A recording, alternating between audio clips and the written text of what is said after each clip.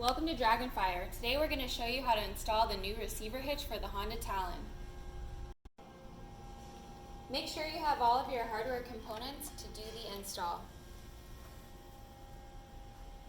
First thing you need to do is place jack stands under your vehicle. Next thing you need to do is remove the factory bolts from your radius rod. Now we're going to install the bolt with the washer, hitch, and the spacer. On the back side of that bolt, we're going to install a washer and a nut.